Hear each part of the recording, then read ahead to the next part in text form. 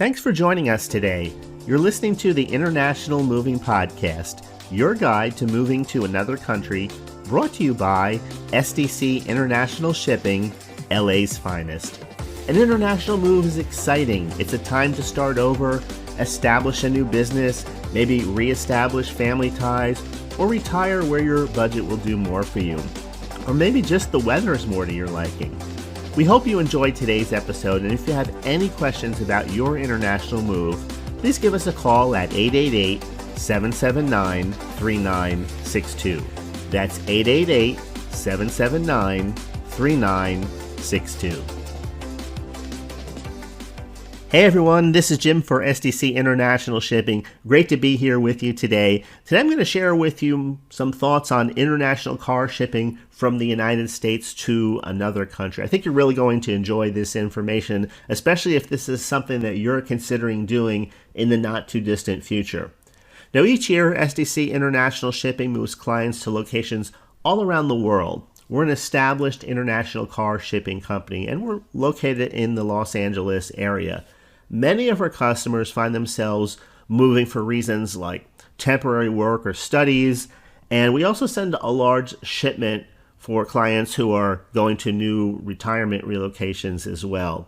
Then on the other side, you have things like foreign nationals living in the United States, and oftentimes they move back to their home country every year. And then we have tourists that come to the United States to purchase cars at auction or antique shows, and they will also want to send those back, of course, to their home country. So whatever the reason for moving something from the United States to a location around the world, it makes sense sometimes when you're making your move to bring the vehicle along with you. So let's talk a little bit about figuring out international car shipping regulations. There's a lot of information here, so I'm going to do my best not to just weigh you down with the information, but give you some ideas on what you should be looking for to help you get started. If you have a visa as a permanent resident, or you're a returning citizen of your destination, most countries will allow for the import of a car without you having to pay an import tax. Not all, but most. So this isn't uniform, of course, throughout the world, but cars commonly must be between 6 months and 5 years old to qualify for tax-free import. Many countries will not let in cars that are older than 5 years old unless they are certified as antiques. I'm not sure how old a car has to be considered an antique. I think it's between 20 and 25 years, somewhere in there. You usually have to own the vehicle for at least 6 months before sending it. So if you're now just investigating the relocation and it's something that you're going to do within the next few months, go ahead and check out the local regulations and then plan accordingly wherever it is that you're going to go. It might make sense for you to upgrade to a new car now in certain situations. Now, if you do not meet the immigration requirement, you can still send a car, but the applicable taxes are going to be applied to the destination country. There is usually a requirement that you must continue to own the car for at least a year after it's transported, and in some places, up to 3 years after the import before you can resell it in the new country. Most countries require that cars undergo inspection and local licensing before you're able to drive on the roads. In other words, you can drive your car maybe for a short time until you get the local ID number and address and all of that stuff settled down, but some countries will only allow for four-wheel drive vehicles to families. And there's often different rules for things like light pickups to heavy pickups, which are considered commercial vehicles in most countries. Localization is often required. In other words, some countries have a specific regulation about things like emissions and headlights or the size of the license plate, that little plastic thing that goes around it. And if your car doesn't meet those local requirements, it needs to be fitted to meet those local regulations. And typically they have garages that are specifically designed to provide these services. They know what to do. They work right along with the licensing facilities, or sometimes these services are provided by the licensing facilities themselves. Cars often have to be delivered to these kinds of facilities directly after shipping. Even if you've ordered the door-to-door service, the automobile is delivered to the inspection garage in many countries, and you're also required to be there as you go through this process. And you can understand why when you read articles online about cars being stolen and just there's an entire black market, of course, right, for all kinds of vehicles. So yeah, there are a lot of requirements in place to make sure that what's happening is legal. So a few countries require that you receive specific permission for your exact vehicle before it's exported. But generally, this isn't a rule. So ask your SDC relocation specialist to help you check what exact requirements are going to apply with your specific destination. There's a lot of popular car shipping destinations around the world: the United Kingdom, Germany, Australia, Switzerland, Italy, Spain. There are quite a few of them. All right, let's talk about driving on the right-hand side of the road. Okay, it would help if you keep in mind that not all countries will allow you to import right-hand drive cars. So please ensure that whatever country you want to send the car to will allow it. About a third of the countries in the world today drive on the left. In these jurisdictions, the steering column is on the car's right-hand side. The standard American car, of course, has the steering column on the left-hand side and cannot be licensed in these countries, especially, well, there are expectations that can be made for antique cars. So that would be something, again, specific to your situation. All right, what about things like international motorcycle shipping? What if you have a motorcycle? Even if you're not permitted to send your car, there's a good chance that you can ship your motorcycle.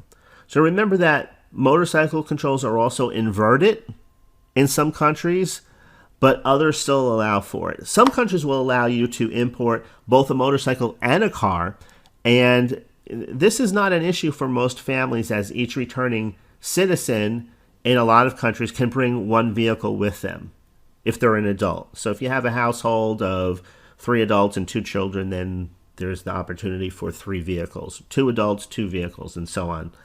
If you own a motorcycle and you want to ship it, if you're sending a private container in your move, SDC International Shipping has expert movers that will prepare your motorcycle for the shipment. And that means doing all the necessary things, like things that people never really think about, like emptying fluids, crating it, securing it within your shipping container.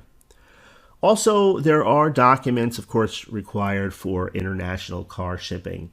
And the first step in this whole process is collecting and having on hand all of these necessary documents so that you can export and then import your car. The typical set of documents includes your registration, your title, the bill of lading, the notarized bill of sale, the filling out of the EPA forms, DOT forms, and your new insurance policy. So you may be asked to provide other documents covering the vehicle. New requirements often come up, so you can't be over. These are things that are fluid and that change sort of regularly. So you can't be too prepared when it comes to making sure you have the paperwork that you need. That's why it's vital that you plan your move in advance, not at the last minute, so that way you'll have all the paperwork that you need in place. All right, when we talk about things like international car shipping options, what are we talking about? How your automobile will be shipped depends on the logistics of your individual move. Our international car shipping options via the sea, for example, include a containerized shipment as well as roll-on, roll-off shipping. If you've ever seen those pictures or on TV where you see a boat and it has the top looks like it's a parking lot. All these cars are parked there. That's an example of roll-on, roll-off, or otherwise known as ro-ro shipping, R-O-R-O, roll-on, roll-off. So if you're concerned about convenience and speed, there's also the option of air freight, which means that your car will be shipped by plane. So containerized car shipment, what does that look like? Your car can be shipped and a sole shipping container. So if you're tight on finances, you may ship a car in a shared container with other vehicles heading in that direction. But unlike shipping a car in a private container, it may take longer before your car goes out to sea because the mover is going to wait until that container is filled up before it leaves the port. Most cars, SUVs, light pickup trucks can be sent in a shipping container. Typically, the most economical way of shipping them is to get a large container that can accommodate both your household goods and your personal belongings along with the vehicle. So the part of it goes back to the internal width of the shipping container. It's approximately, I believe it's 7 feet 8 inches wide. So a vehicle like a Toyota Highlander, for example, is one of the more common types of cars that get shipped, and it's 76 inches wide, and it just fits into the container. So the roll-on, roll-off shipping, how that works is your vehicle is placed and secured on a shipping vessel. This is less expensive than sending the vehicle in a single container. The roll-on, roll-off shipping pretty much looks like a parking lot on a ship. Your car is driven onto the vessel, it's fastened in its spot to avoid shifting and movement, and then upon arrival to the destination port, it's driven off the vessel. So roll-on, roll-off is more timely than shipping in a shared container. It's also cheaper because your auto is less protected during the journey, during the travel. However, opposite to the consolidated shipping, it may take longer to transit because roll-on, roll-off usually dock at multiple ports before they eventually reach your port.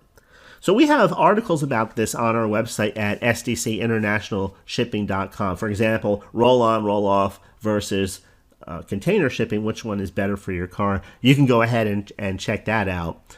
Now, shipping a car by air, shipping your car by plane is the most pricey transportation method because it's the fastest and it's also the most secure. It's a perfect option for clients that can afford air freight despite its price, and especially if you have a high value type of car or a classic, vintage, something luxury or something like that. So SDC International Shipping will help you choose the method that fits your time, your budget, and all these other things that factor into your specific move. But in our view, sole container shipping is the best investment for safety as well as the timely arrival of your vehicle. When we talk about things like international car shipping costs, oftentimes people want a direct number, but there's a lot of factors in there. So if we have to throw some numbers around, I would say between $1,000 and $5,000. And there's a variance in there that's fairly significant. But if you're looking for numbers roughly, I would say I'd consider between $1,000 and $5,000 to ship a car by sea. What other factors will affect the cost of shipping the vehicle? Well, of course, there's the type of vehicle. That's why we have the variance in price. Cars are not the only vehicles that you're permitted to send overseas. So, for example, somebody might send a motorcycle, somebody may send a scooter, and some countries will allow you to send both motorcycles and vehicles, cars. Some countries will allow only one licensed vehicle per family, while others will one licensed vehicle per adult in that family, so it does depend. And however, when you send your motorcycle in your shipping container, it can be crated and secured within your container for a small additional cost. You don't want something to fall over during a move and, for example, the oil spills out onto everything or gasoline spills out. I mean, these are some of the things that have to be taken care of, obviously, as you're securing the vehicle for transport or motorcycle, whatever it happens to be. Also, you can send both licensed and unlicensed vehicles. So cars licensed in a destination country need to meet certain safety and licensing regulations. Some countries permit light motorcycles, others don't.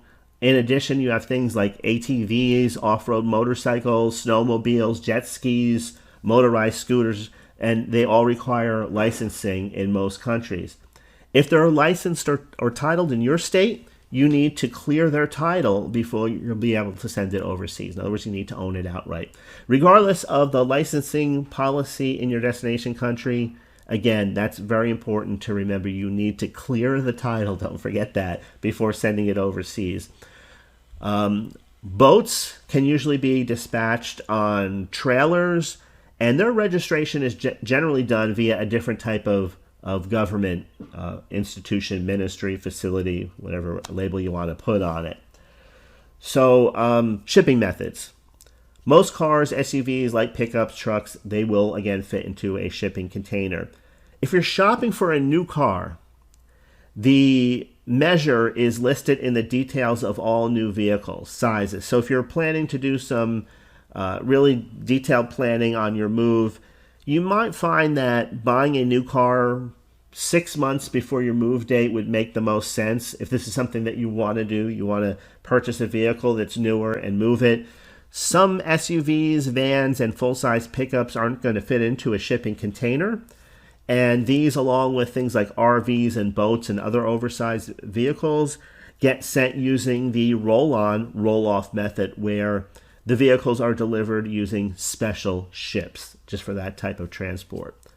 So don't let the name fool you also, roll-on, roll-off. It is a safe method, and there is a protected environment. Of course, it's different protection, different amount of protection than putting the vehicle in a plane, but again, we're just looking at the overall, I guess you could say, the pros and cons of different shipping methods. Now, occasionally, we'll send our client cars using specialized containers, and those containers have been outfitted with the equipment to make the automobile transport extra safe and secure. So when you get quotes for the international shipping of cars, of vehicles, include the exact method.